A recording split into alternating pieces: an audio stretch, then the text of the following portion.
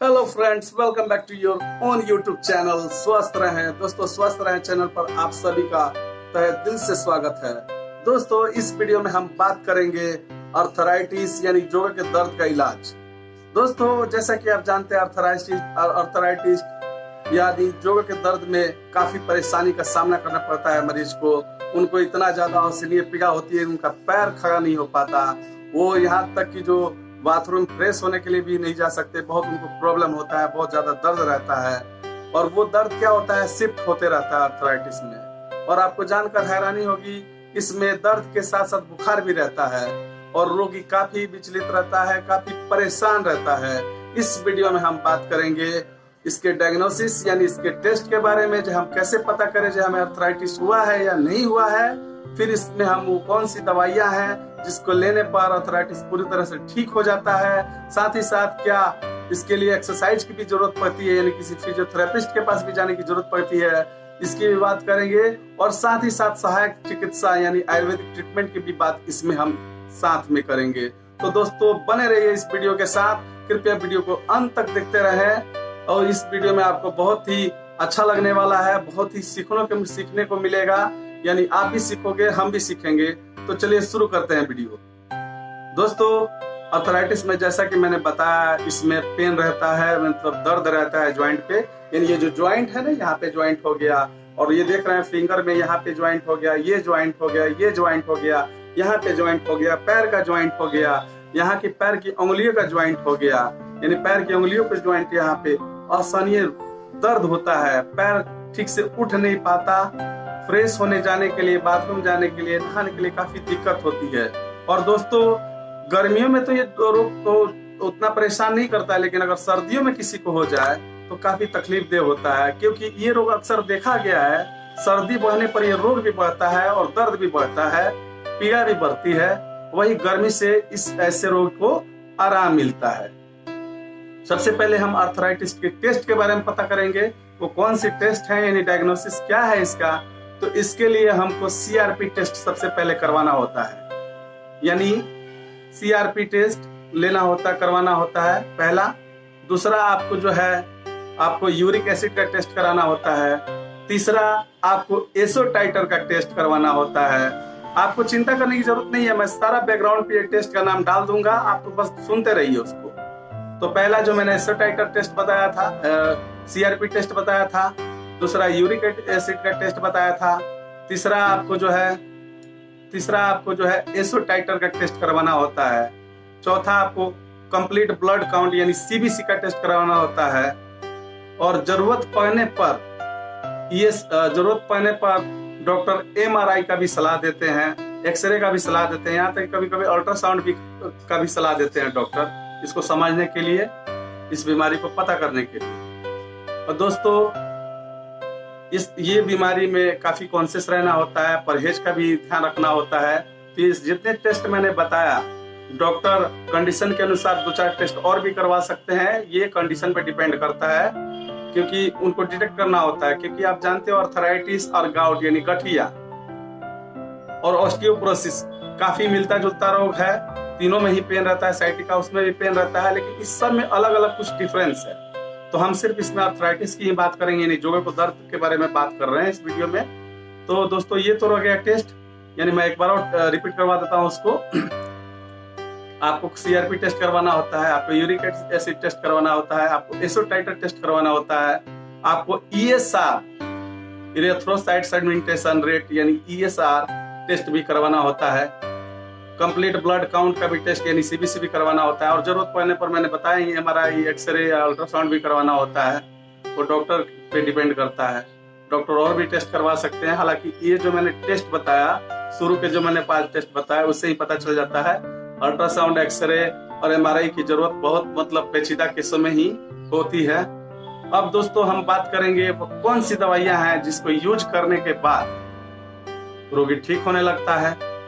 तो चलिए शुरू करते हैं। दोस्तों, पहली जो दवा है वो प्रेडनिसोलोन है, 5 mg का टेबलेट आता है। आप सुनते जाइए, ध्यान से सुनते जाइए। प्रेडनिसोलोन 5 mg का टेबलेट आपको सुबह शाम एक लेना होता है। और इसके साथ ही 2 टैबलेट और लेना होता है प्रेडनिसोलोन के साथ। एक साथ ये तीनों टैबलेट को लेना होता है जो मैं बताने जा रहा हूँ। आप चाहे तो इस तीनों टैबलेट को पीस कर भी ले सकते हैं पानी के साथ। तो सुनते जाइए। पहला जो टैबलेट है वो है जो आपका प्रेडनिसोलोन यानी वाइसोलोन 5 mg का टैबलेट। दूसरा आपको सेलिन टैबलेट, विटामिन सी का टैबलेट होता है 100 mg का, 500 mg का भी टैबलेट मार्केट में है। और तीसरा जो है आपको डाइक्लोजेसिक टैबलेट जिसका कंपोजिशन होता है पैरासीटामोल 325 mg और डाइक्लोफेनेक सोडियम 50 mg। इस तीनों टैबलेट को आपको खाना खाने के बाद एक साथ लेना होता है। आप चाहें तो इस तीनों टैबलेट को पीस के भी पानी के साथ ले सकते हैं। और सुबह तो ये हो गया, फिर आप रात में भी इसको ऐसा ही करें। यानी यही आपका जो वाइसोलोन का 5 mg का टैबलेट है ये, सेलिन विटामिन सी का टैबलेट है ये, और तीसरा आपका जो है ध्यान रखें सेलिन का 100 mg का भी टैबलेट आता है वही लेना। अगर मान लो सेलिन का 100 mg का टैबलेट नहीं मिलता है, 500 mg का टैबलेट मिलता है, तो आप उसको क्या करें, आधा से आधा टैबलेट ही लें इन दोनों टैबलेट के साथ। तो रात को भी इसको लेना होता है। साथ ही में दोस्तों आपको पीरोक्स का एक जेल आता है, पीरोक्स का जेल आता है। वो जेल उसमें पीरोक्सी कम होता है, तो वो पीरोक्स का जेल सिप्ला कंपनी बनाती है। तो वो पीरोक्स का जेल जहां जहां आपको दर्द का महसूस हो, आपको जैसे मान लो इस ज्वाइंट पे दर्द है तो यहाँ पे भी आप मान लो उस जेल को, ज्वाइंट पे या उंगलियों को ज्वाइंट पे दर्द है तो यहाँ पे मान लो आप, मतलब जहां जहां पेन हो उसको आप मल ले उसको। और इस जेल को यानी इस जेल को आपको दिन में 3 से 4 बार आप लगा सकते हैं। साथ ही में दोस्तों डाइक्लोफेनेक 75 mg का इंजेक्शन, डाइक्लोफेनेक सोडियम, कंपनियां तो बहुत सारी ब्रांड है, मैं 1-2 ब्रांड बता भी देता हूं आपको। जैसे इनेक 75 mg का इंजेक्शन आता है जिसको जाइडस कैडिला कंपनी बनाती है। तो उसका इंजेक्शन आपको इंट्रामस्कुलर लेना होता है आपको। तो इंट्रामस्कुलर इस इंजेक्शन को सुबह शाम दिया जा सकता है रोगी के अनुसार, रोगी के परेशानी के अनुसार। ऐसे तो उसको सुबह शाम लेना ही होता है। लेकिन जरूरत अगर मान लीजिए थोड़ा सुधार होते जा रहा है, इस बीमारी में आपको सुधार हो जा रहा है, तो एक इंजेक्शन की जरूरत होती है ना। तो जो मैंने टैबलेट बताया उससे भी आपको आराम मिल जाता है। साथ ही में अगर मान लो अगर केस काफी पेचीदा है और काफी परेशानियां हो रही है, काफी पेन हो रहा है और फीवर लगातार रह रहा है, क्योंकि इस बीमारी में फीवर रहता ही है, तो डॉक्टर आगे भी इसमें बहुत सारा मेडिसिन इसमें ऐड करते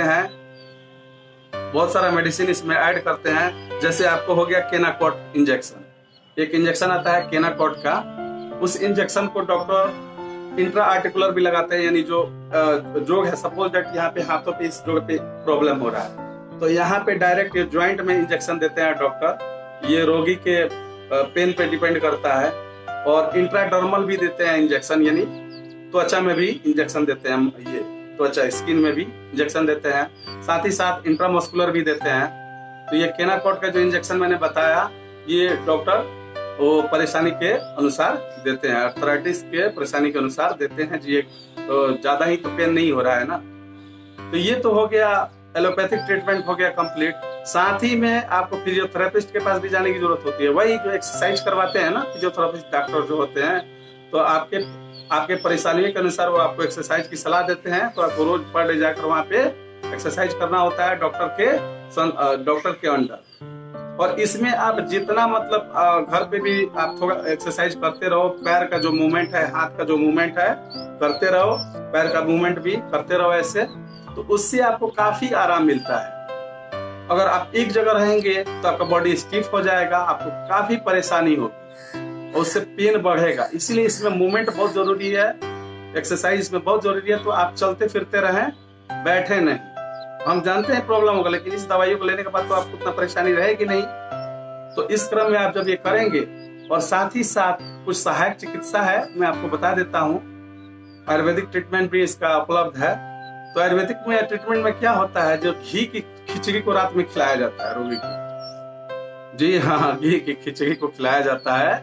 और एक इच्छा भेदी रस का एक टेबलेट आता है, इच्छा भेदी रस का एक टेबलेट आता है। यानी वटी आती है, इसको रोगी को दिया जाता है 1 से 2 गोली। इससे होता क्या है, जो रोगी का पेट साफ हो जाता है तो सुबह उसको 3-4 बार दस्त लगेंगे, यानी पेट को साफ करेगा। उसके बाद जब पेट साफ हो गया तो उसके बाद रोगी को योगराज गुगलू का टेबलेट आता है, बैद्यनाथ कंपनी बनाती है, डाबर कंपनी बनाती है, बहुत सारी कंपनियां बनाती है। योगराज गुगलू का 2 टैबलेट